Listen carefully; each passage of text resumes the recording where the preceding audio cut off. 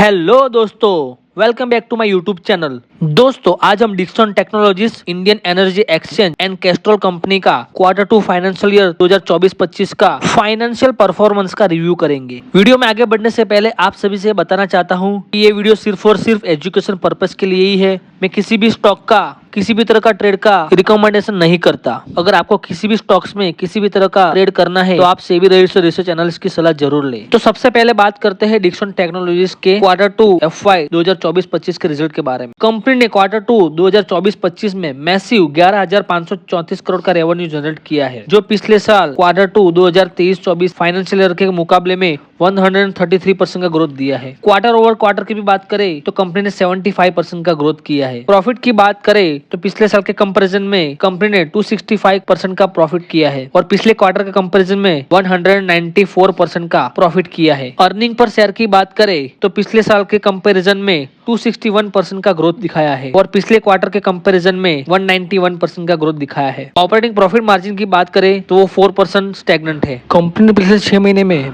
Massive 66.67% का return दिया है। अब बात करते हैं इंडियन एनर्जी एक्सचेंज कंपनी के बारे में। कंपनी ने Q2 FY 25 में 139 शेयर का रेवेन्यू जनरेट किया है, जो पिछले साल के कंपैरिजन में 28% का ग्रोथ है और पिछले क्वार्टर के कंपैरिजन में 12% का ग्रोथ दिखाया है। प्रॉफिट की बात करें तो Q2 FY 25 में कंपनी ने 106 करोड़ का प्रॉफिट दिखाया है, जो पिछले साल Q2 FY 24 में 83% का था। सो कंपनी ने पिछले साल के कंपैरिजन में 27.71% का ग्रोथ दिखाया है और पिछले क्वार्टर के कंपैरिजन में प्रॉफिट ग्रोथ 14% का है। अर्निंग पर शेयर की बात करें तो वो भी पिछले क्वार्टर के कंपैरिजन में 13% का ग्रोथ दिखाया है और पिछले साल के कंपैरिजन में 28% का ग्रोथ दिखाया है। ऑपरेटिंग प्रॉफिट मार्जिन की बात करें तो पिछले साल के कंपैरिजन में 1% का ग्रोथ दिखाया है और पिछले क्वार्टर के कंपैरिजन में 5% का ग्रोथ दिखाया है। कंपनी ने पिछले 6 महीने में अप्रोक्सीमेटली 13% का रिटर्न दिया है। तीसरी कंपनी है कैस्ट्रॉल इंडिया लिमिटेड। कंपनी ने Q2 FY 25 में 1288 करोड़ का रेवेन्यू जनरेट किया है, जो पिछले साल Q2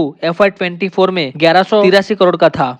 पिछले साल के कंपैरिजन में रेवेन्यू ग्रोथ 9% से बढ़ा है, लेकिन पिछले क्वार्टर के कंपैरिजन में रेवेन्यू ग्रोथ 8% से घटा है। नेट प्रॉफिट की बात करें तो पिछले साल के कंपैरिजन में नेट प्रॉफिट 6.70% से बढ़ा है, लेकिन पिछले क्वार्टर के कंपैरिजन में बात करें तो 11% से डिक्लाइन हुआ है। अर्निंग पर शेयर की बात करें तो पिछले साल के कंपैरिजन में Q2 FY 25 में 6.60% का इजाफा हुआ है, लेकिन पिछले क्वार्टर के कंपैरिजन में 11% से डिक्लाइन हुआ है।